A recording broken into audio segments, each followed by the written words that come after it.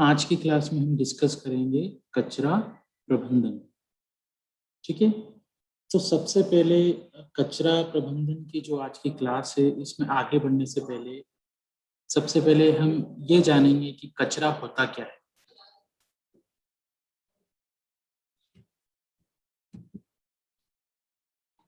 ठीक है, कचरा क्या होता है? कोई भी अपशिष्ट, अवांछित या अनुपयोगी सामग्री है। अपशिष्ट कोई भी पदार्थ है जो प्राथमिक उपयोग के बाद त्याग दिया जाता है, या बेकार है, या दोषपूर्ण है और बेकार है। ठीक है, ऐसी कोई भी वस्तु जिसका इस्तेमाल करने के पश्चात अगर उसकी आवश्यकता नहीं है या फिर उसका इस्तेमाल किया जाना संभव नहीं है, तो ऐसे किसी भी पदार्थ को हम कचरा कहते हैं। ठीक है, कोई भी ऐसी वस्तु है जिसका आपने इस्तेमाल किया, इस्तेमाल करने के बाद अगर उसका रीयूज होता है या उसे फिर से आप उपयोग कर सकते हैं, तो उसे आप कचरा की श्रेणी में नहीं डालेंगे। लेकिन ऐसी कोई भी वस्तु या कोई भी पदार्थ जिसका उपयोग हो गया है लेकिन उपयोग होने के पश्चात उस पदार्थ का फिर से उपयोग करना संभव नहीं है। जैसे एग्जाम्पल के लिए आप चाय बनाते हैं, चाय बनाने के टाइम पे चाय पत्ती का आप इस्तेमाल करते हैं। चाय पत्ती का इस्तेमाल करने के पश्चात जो चाय बनने के बाद जो बची हुई चाय जिसको आप छानते हैं, तो छानने के बाद जो बची हुई चाय है उस चाय को हम इस्तेमाल नहीं कर सकते हैं। तो उस चाय को हम क्या करेंगे, उस चाय की जो पत्ती है उस चाय की पत्ती को हम कचरे की श्रेणी में डालेंगे। या फिर हमारे घर में उपयोग में आने वाली कोई भी ऐसी वस्तु जिसका उपयोग करना संभव नहीं है, जैसे फर्नीचर।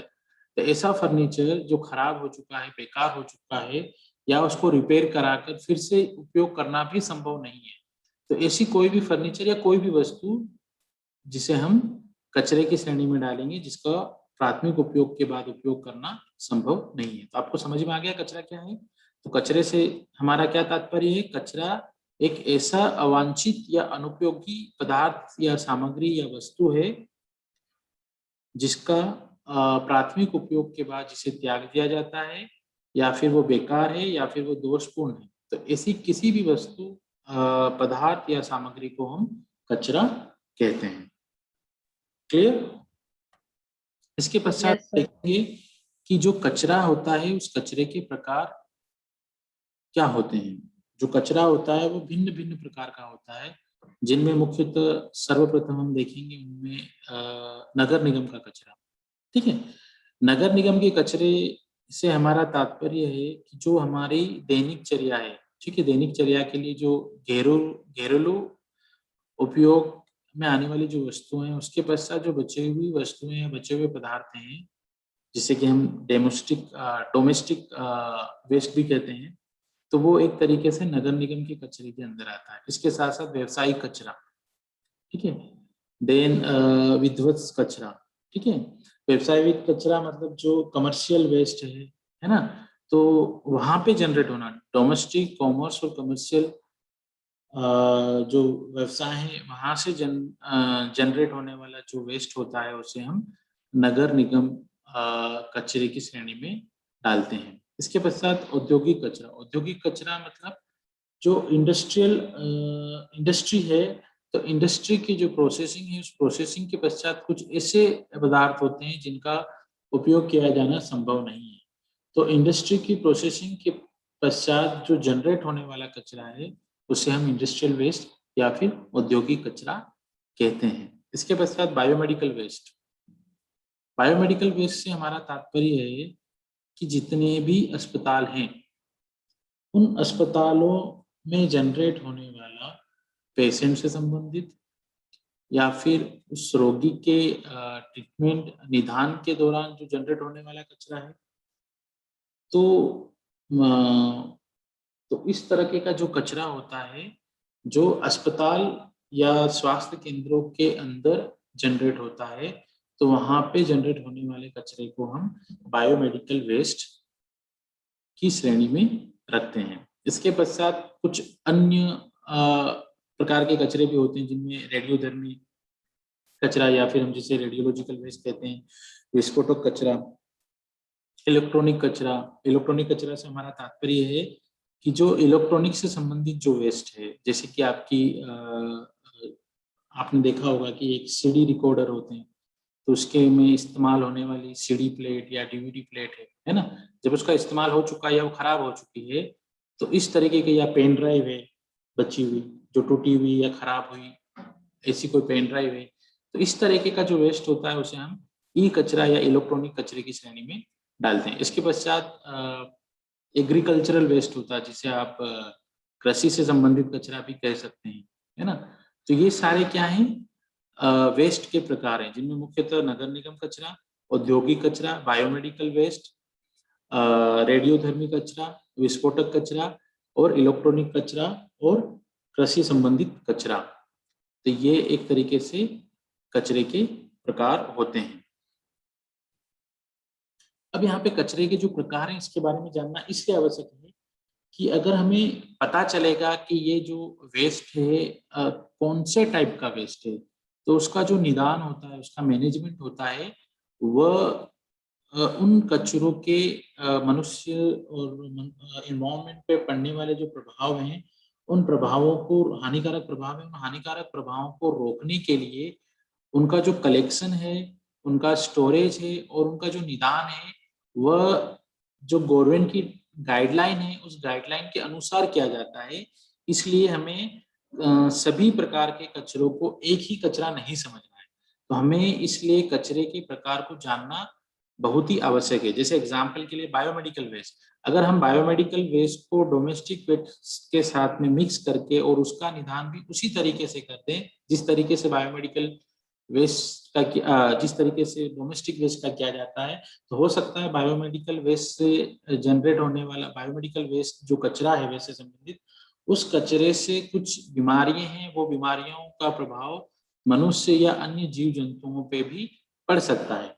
इसलिए विशेष प्रकार के कचरे को विशेष प्रकार की जो गवर्नमेंट की जो कार्य प्रणाली है, जो गवर्नमेंट की गाइडलाइन है, उस गाइडलाइन के अनुसार उनका निदान किया जाता है। इसलिए हमें सर्वप्रथम कचरों के प्रकार के बारे में जानकारी होना आवश्यक है। हमें सभी प्रकार के कचरे को एक ही कचरा या एक ही वेस्ट नहीं समझना चाहिए।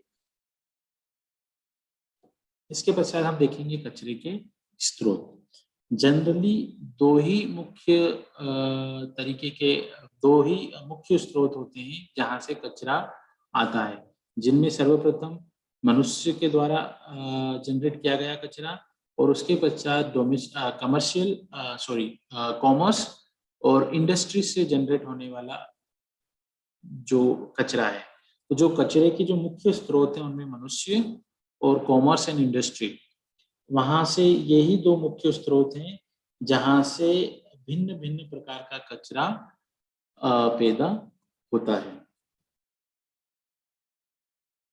इसके पश्चात हम देखेंगे कि जो कचरा है उस कचरे का के हानिकारक और कचरे के प्रभाव क्या होते हैं।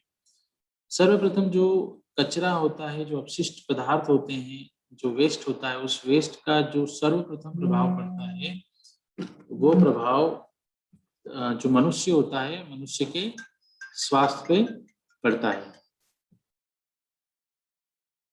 इसके पश्चात जो हमारी सामाजिक और आर्थिक स्थितियां हैं, उन सामाजिक और आर्थिक स्थितियों को भी कचरा क्या करता है? प्रभावित करता है। जैसे कि एग्जाम्पल के लिए एक ऐसा एरिया या एक ऐसा समुदाय का जो क्षेत्र है जहाँ पे बहुत ज्यादा कचरा एकत्रित होता है और वहां पे सही तरीके से कचरे का निदान नहीं किया जाता है, तो उसकी वजह से जो कचरे के ढेर हैं वो अगर उसी समुदाय के अंदर एकत्रित होने लगे तो वहां पे बदबू और वहां का जो सौंदर्यीकरण है वो सौंदर्यीकरण उस कचरे की वजह से क्या हो सकता है? प्रभावित हो सकता है। तथा इसके साथ साथ जो कचरा होता है उन कचरों के जनरेट होने से उसके प्रभाव जो मनुष्य के स्वास्थ्य पे पड़ते हैं, उस मनुष्य के स्वास्थ्य पे जब उसके प्रभाव पड़ते हैं तो उन कचरे से फैलने वाली जो बीमारियां हैं, उन बीमारियों के इलाज के लिए एक तरीके से जो परिवार है, उन परिवारों पे एक्स्ट्रा बर्डन पड़ता है, एक्स्ट्रा बोझ पड़ता है। तो अनावश्यक रूप से जो पैसा उन्हें अपनी प्रगति के लिए इस्तेमाल करना था, वही पैसा अगर कचरे की वजह से बीमारियां फैल जाएं, तो उन बीमारियों के इलाज में चला जाता है। इसी के साथ साथ कचरे के निदान के लिए जो सरकार है, उन सरकारों को भी उनके एक सही तरीके से निदान के लिए प्रोजेक्ट लगाने होते हैं। उन प्रोजेक्ट के लिए भी सरकार को पैसा खर्च करना पड़ता है। तो कहीं न कहीं इनडायरेक्टली जो कचरा होता है, उस कचरे के प्रभाव सामाजिक और आर्थिक स्थितियों पे भी पड़ता है। और जो कचरा है, वो कचरा कहीं न कहीं बारिश के मौसम में जो ड्रेन वाटर है, ड्रेन वाटर से होते हुए नदियों में जाता है और उन नदियों में जाने के बाद वही कचरा जो समुद्र है, समुद्र में जाता है, जिसकी वजह से जो हमारे तटीय और समुद्री पर्यावरण है, तो उन पर्यावरण पे क्या होता है, वो कचरा जब लास्ट में समुद्री तटीय क्षेत्रों में जाता है, तो तटीय क्षेत्रों में जाने पे जो पर्यावरण से संबंधित जो भौगोलिक संरचना है, उन संरचनाओं को भी कचरा क्या करता है, प्रभावित करता है। जैसा कि आपने देखा होगा, जो भी तटीय क्षेत्र हैं, उन तटीय क्षेत्रों पे कचरा एकत्रित होने की वजह से वहाँ पर्यावरण में रहने वाले जो जीव-जंतु हैं, उन जीव-जंतुओं पे भी उस कचरे का असर दिखाई देता है। इसके साथ-साथ हमारी जो कचरा है, वो कचरा कहीं न कहीं हमारी जलवायु को भी प्रभावित कर रहा है। इस कचरे की वजह से क्या हो रहा है कि जो हमारा जो वातावरण है, जो ग्रीन हाउस इफ़ेक्ट है, वो ग्रीन हाउस इफ़ेक्ट प्रभावित हो रहा है और उसके प्रभावित होने से जो हमारे वातावरण है, जो वातावरण का जो सतह है, भूमि की जो सतह है तथा साथ ही साथ जो महासागर है, महासागरों का जो उप सतह है, वहाँ का जो तापमान है, उस तापमान में भी इस कचरे की वजह से जो ग्रीन हाउस इफ़ेक्ट में जो चेंजेज़ आए हैं, उन चेंजेज़ की वजह से जो वातावरण का तापमान है, उस तापमान में भी चेंजेज़ दिखाई पड़ रहे हैं। इसके साथ-साथ जो बढ़ते वैश्विक तापमान से जो समुद्र का जो स्तर है, तापमान बढ़ने की वजह से क्या हुआ, जो ग्लेशियर हैं, वो ग्लेशियर जो हिमखंड हैं, हिमखंड क्या हो रहा है कि बढ़ते तापक्रम की वजह से दिन पे दिन वो पिघल रहे हैं। उनके पिघलने से जो समुद्र हैं, उन समुद्रों का जो जल स्तर है, वो जल स्तर में वृद्धि हो रही है तथा उसके साथ-साथ जो हमारा जो वर्षा और अन्य जो स्थानीय जलवायु की जो परिस्थितियाँ हैं, जो स्थितियाँ हैं, उन स्थितियों में भी बदलाव देखा जा रहा है। तो कहीं न कहीं जो कचरा है, उस कचरे का इम्पैक्ट हमारी जलवायु पे भी पड़ा है। जैसा कि आपने देखा होगा कि आज से कुछ समय पहले क्या होता था कि जो जलवायु है, वो जलवायु की जो स्थितियाँ हैं, वो वैसी ही रहती थी। जैसे कि आपने देखा होगा, बारिश के मौसम में बारिश होगी, विंटर में आपको सर्दी लगेगी और जो समर है उसमें गर्मी होगी। लेकिन अब क्या होता है कि आप देख ही सकते हैं हाल-फिलहाल में जो हमारा जो अभी गर्मियों का मौसम है, तो गर्मियों के मौसम में कभी कहीं न कहीं बीच-बीच में बारिश की संभावनाएँ बढ़ जाती है और बारिश होने लगती है ना? उसी तरीके से जो हमारे मौसम है, जो हमारी जलवायु है, जलवायु की स्थितियों में क्या हो रहा है, निरंतर ही उसमें बदलाव देखे जा रहे हैं। तो कहीं न कहीं जो कचरा है, उस कचरे का प्रभाव हमारी जलवायु पे भी पड़ रहा है। अब जो जलवायु में उसका जब असर देखने को मिलेगा, तो जलवायु में जो जो बदलाव है, उस बदलाव के कारण जो हमारी फसल की पैदावार है, जो हमारी जल की आपूर्ति है, जो हमारे वन हैं, उनमें भी बदलाव देखा जा सकता है। जैसे एग्ज़ाम्पल के लिए, अगर विंटर में हमने गेहूँ लगाया है और विंटर में गेहूँ सूखने का जब टाइम है, अगर उस सीज़न के अंदर जो अप्रैल का माह होता है, अप्रैल के माह में जो गेहूँ होता है, वो गेहूँ कहीं न कहीं पक के तैयार होने की स्थिति में होता है। अगर उस दौरान बारिश आ जाए, उस बारिश के आने से जो हमारा गेहूँ है, वो गेहूँ गेहूँ जो हमारी फसल है, वो फसल क्या हो सकती है, जो फसल की पैदावार है, वो पैदावार बर्बाद हो सकती है। तो इसकी वजह से कहीं न कहीं भविष्य में भुखमरी, जो फसलों की पैदावार में कमी की वजह से, उसकी डिमांड बढ़ने की वजह से महँगाई, भुखमरी, इस तरीके की जो परेशानियाँ हैं, वो भी देखी जा सकती है। इसके साथ-साथ जो कचरा है, जो बढ़ते वेस्ट के कारण जो मनुष्य के स्वास्थ्य, जानवरों के स्वास्थ्य तथा कई प्रकार की जो परिस्थितियाँ हैं, पारिस्थितिक जो तंत्रों हैं, उन तंत्रों पे भी कचरे का प्रभाव पड़ रहा है। और जो बदलते जलवायु के कारण जो डेज़र्ट, जो मरुस्थल की जो मौजूदा कंडीशन है, उनका जो क्षेत्र है, दिन पे दिन वो क्या हो रहा है, बढ़ता जा रहा है।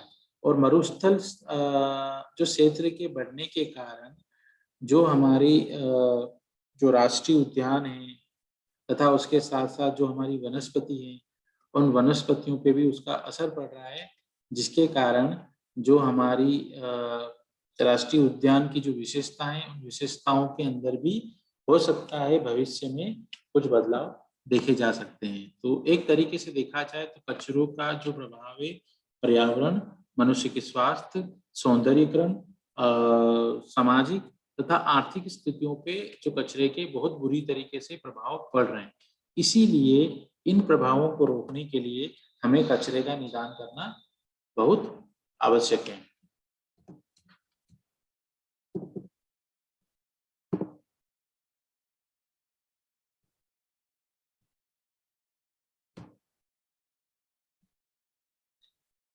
तो अब हम देखेंगे जो कचरे का प्रबंधन होता है, वेस्ट मैनेजमेंट जिसे हम कहते हैं, तो वेस्ट मैनेजमेंट से क्या तात्पर्य है।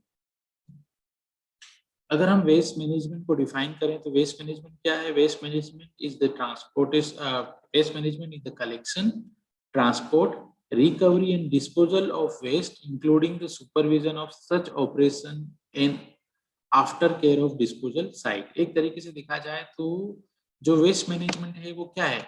कचरे का संग्रह, उस कचरे का परिवहन और निपटान, जिसमें इस तरह के जो संचालन के जो ऑपरेशन होते हैं उनकी देखरेख की जाए और उन निपटान स्थलों की देखभाल की जाए। तो इस प्रक्रिया को हम कचरे का प्रबंधन कहते हैं। आपको समझ में आ गया होगा कचरे के प्रबंधन से क्या तात्पर्य है। कचरे के प्रबंधन से तात्पर्य है कि जो मैंने आपको बताया था कि जो स्रोत हैं जहां से कचरा पैदा होता है, उन स्रोत से कचरे को संग्रह करने से लेकर उनके पूर्ण रूप से निपटान करने की प्रक्रिया तथा उस प्रक्रिया का जो पूर्ण ऑपरेशन है, उस पूर्ण प्रक्रिया की देखभाल की जो व्यवस्था है, इस व्यवस्था को ही कचरे का प्रबंधन या वेस्ट मैनेजमेंट कहा जाता है। तो वेस्ट मैनेजमेंट क्या है? कचरे का संग्रह, परिवहन और निपटान, जिसमें इस तरह के संचालन की देखरेख और निपटान स्थलों की देखभाल शामिल है। तो कचरे के प्रबंधन से क्या है? जैसे ही वेस्ट जनरेट होता है उसे नियमानुसार सही तरीके से संग्रहित किया जाए और उस कचरे को सही तरीके से उनके निपटान क्षेत्र तक परिवहन किया जाए और परिवहन के पश्चात सही तरीके से उसका निपटान करने का जो पूर्ण संचालन है तथा उस निपटान स्थल की सही तरीके से देखभाल की जो संपूर्ण व्यवस्था है, इस संपूर्ण व्यवस्था को ही कचरा प्रबंधन कहा जाता है।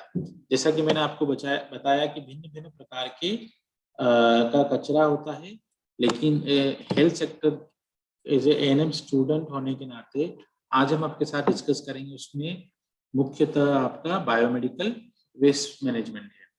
तो बायोमेडिकल वेस्ट मैनेजमेंट में हम देखेंगे कि किस तरह से बायोमेडिकल जो वेस्ट है उस बायोमेडिकल वेस्ट मैनेजमेंट किया जाता है। तो जो जैव चिकित्सकीय कूड़ा है, उस कूड़े का निस्तारण कैसे करना चाहिए, इसकी कुछ स्टेप्स होती है, जिनमें प्रथम स्टेप्स होती है छांटना। तो जो बायोमेडिकल वेस्ट है, जो अस्पताल और स्वास्थ्य केंद्रों पे उत्पन्न होने वाला जो कचरा है, उस कचरे को सर्वप्रथम क्या किया जाता है? छांटा जाता है। छांटने के पश्चात उस कचरे को परिवहन या उस कचरे को ट्रांसपोर्ट करने से पहले उस कचरे का सही तरीके से भंडारण किया जाता है और भंडारण करने के पश्चात उस कचरे को छांटने के बाद कचरे को विसंक्रमित किया जाता है और विसंक्रमित करने के पश्चात जो कचरा है उस कचरे को ट्रांसपोर्ट करने से पहले या उसका परिवहन करने से पहले उस कचरे का उचित तरीके से भंडारण किया जाता है और उस कचरे को भंडारण करने के पश्चात उस कचरे का सही तरीके से कचरे का निपटान केंद्र तक उसका परिवहन किया जाता है। तो सबसे पहले हम देखेंगे कि जो कचरा होता है उस कचरे का छाटा किस तरीके से जाता है। जो कचरा होता है उन कचरे को अलग अलग तरीके से छाटा जाता है, जिनमें देखना होता है कि कचरे का जो टाइप है वो किस तरीके का कचरा है। जैसे कि मानव टिश्यू, प्लेसेंटा, ठीक है, गर्भ के जो अवशेष हैं, है ना, खून से सने जो स्वेब हैं, जो ब्लड से रिलेटेड जो स्वेब हैं, ठीक है, गोज पीस हैं, बैंडेज हैं, जिसका कहीं न कहीं ड्रेसिंग या हम बोल सकते हैं कि एक तरीके से सर्जरी के दौरान उत्पन्न होने वाला जो कचरा है, उसे अलग तरीके से रखा जाता है। इसके पश्चात इस्तेमाल किए गए टूटे-फूटे कैथेटर हैं, ठीक है, आईवी बॉटल्स हैं, आईवी ट्यूब्स हैं, सिरिंज हैं, है ना? विसंक्रमित प्लास्टिक दस्ताने हैं या फिर अन्य तरीके की जो प्लास्टिक सामग्री है, उसे अलग रखा जाता है। इसके पश्चात जो रसोई से संबंधित, जो कैंटीन से संबंधित जो वेस्ट है, रसोई का कचरा है, कागज के बैग हैं, पेपर हैं, है ना? थर्माकोल है, डिस्पोजेबल ग्लास है, प्लेट्स हैं, बचा हुआ कचरा, उसको अलग तरीके से छाँटा जाता है। इसके पश्चात जो नुकीली वस्तुएँ जैसे कि नीडल्स हो गए, है ना? देन आपका आईवी कैनुला है ना? टूटे हुए एम्पूल हैं, इस तरीके का कचरा उसे अलग रखा जाता है। अब हम क्या करते हैं, इन कचरे को नियमानुसार जो पदार्थ हमें बताए गए हैं उसके अनुसार उस कचरे को हम विसंक्रमित करते हैं और विसंक्रमित करने के पश्चात उस कचरे को अलग-अलग तरीके के जो कलर कोड हैं, ये मुख्यतः जो अस्पताल की पॉलिसी है, जिस अस्पताल या जिस स्वास्थ्य केंद्र पे आप कार्य करते हैं, वहाँ की जो बायोमेडिकल वेस्ट मैनेजमेंट की जो पॉलिसी है, उस पॉलिसी के अनुसार हमें उन कचरे को अलग-अलग प्रकार के कलर कोड के हिसाब से उनको किसी प्लास्टिक बैग के अंदर भरना होता है। जैसे कि मानव टिश्यू, प्लासेंटा, गर्भ के अवशेष, खून से सने स्वेब, गोज पीस, बैंडेज, इस तरीके के जो कचरे होते हैं, जिसे हम एक तरीके से बोल सकते हैं एनाटॉमिकल वेस्ट, ठीक है? तो इस तरीके के कचरे को हमेशा पीले कलर के एक प्लास्टिक बैग होता है, उसके अंदर रखा जाता है। इसके पश्चात इस्तेमाल किए गए टूटे-फूटे कैथेटर, आईवी बोतल, ट्यूब, सिरिंज, है ना? विसंक्रमित प्लास्टिक दस्ताने, इस तरीके का जो कचरा होता है, उसे लाल कलर के प्लास्टिक बैग में रखा जाता है। इसके पश्चात डोमेस्टिक वेस्ट हो गया, जिसमें रसोई से संबंधित कचरा है, कागज हैं, पेपर हैं, है ना? देन उसके बाद जो प्लेट हैं या बचा हुआ कुछ खाना है, इस तरीके के कचरे को एक काले कलर के पॉलीथीन के अंदर डाला जाता है। जो न्यूक्लियी वस्तुएँ हैं, उनको उचित तरीके से उनका निस्तारण करते हैं, जिसको एक तरीके से देखा जाए तो एक पंक्चर प्रूफ डब्बा होता है। पंक्चर प्रूफ डब्बा मतलब जिसमें नीडल डाली तो नीडल डालने के बाद उस डब्बे से बाहर निकल के ना आ जाए ताकि किसी और को इंजरी ना हो जाए। इस तरीके से ऐसे पंक्चर प्रूफ कोई डब्बा है, उस डब्बे के अंदर जो नुकीली वस्तुएँ और नुकीली वस्तुओं को विसंक्रमित करने के पश्चात डाला जाता है। तो अब जितने भी सभी प्लास्टिक बैग हैं जिनके अंदर हमने कचरे को भंडारण किया गया है, उन प्लास्टिक बैग को अच्छी तरीके से सील करके उन्हें लेबल कर दिया जाता है तथा निस्तारण के लिए उनका परिवहन कर दिया जाता है। इसके पश्चात तरल मेडिकल वेस्ट होता है। तरल मेडिकल में जिसको हम लिक्विड मेडिकल वेस्ट भी कहते हैं, उसका निस्तारण किस तरीके से किया जाता है? तो जो जितने भी तरल वेस्ट हैं, तरल बायोमेडिकल वेस्ट हैं, उन बायोमेडिकल तरल वेस्ट के जो छींटे हैं, है ना? उन छींटों से हमेशा बचना चाहिए। इस्तेमाल किए हुए साफ करने वाले, विसंक्रमित करने वाले जो घोल होते हैं, उन्हीं घोल को हम तरल मेडिकल कूड़ा या फिर लिक्विड मेडिकल वेस्ट कहते हैं। ऐसा जितने भी लिक्विड हैं जो कंटामिनेटेड हैं, है ना? लिक्विड मेडिकल वेस्ट होता है, उस लिक्विड मेडिकल वेस्ट को हम सिंक, नाली, है ना? फ्लश वाले शौचालय में डाल देते हैं या फिर किसी गड्ढा बना के उस गड्ढे के अंदर उस लिक्विड को दबा दिया जाता है। लिक्विड मेडिकल वेस्ट डालने के बाद सिंक, नाली और शौचालय में को अच्छे से पानी से धो देना चाहिए और दिन के आखिरी दिन में हर 12 घंटे में विसंक्रमण करने वाले घोल को सिंक, नाली या शौचालय में डाल देना चाहिए। आखिरी सफाई के पहले जो लिक्विड मेडिकल जो वेस्ट का जो पात्र है या फिर ऐसा पात्र जिसके अंदर आपने लिक्विड मेडिकल वेस्ट को लिया है आपने, उस पात्र को 5% 0.5% ब्लीचिंग घोल में 10 मिनट तक डालकर रखना चाहिए, जिससे कि वो पात्र क्या हो जाए, विसंक्रमित हो जाए। इस तरीके से जो बायोमेडिकल वेस्ट है, उस बायोमेडिकल वेस्ट को हमें उसका निस्तारण करना चाहिए। अब जो बायोमेडिकल वेस्ट मैनेजमेंट है, यह इसका निस्तारण करने से पहले जो उसके कलेक्शन के लिए जो प्लास्टिक बैग्स होते हैं, उनके जो कलर कोड हैं, वो आपके स्वास्थ्य केंद्र या अस्पताल की जो आपकी बायोमेडिकल वेस्ट मैनेजमेंट की जो पॉलिसी है, उसके अनुसार ही करना चाहिए। इस बात का आपको मुख्य रूप से ध्यान रखना चाहिए।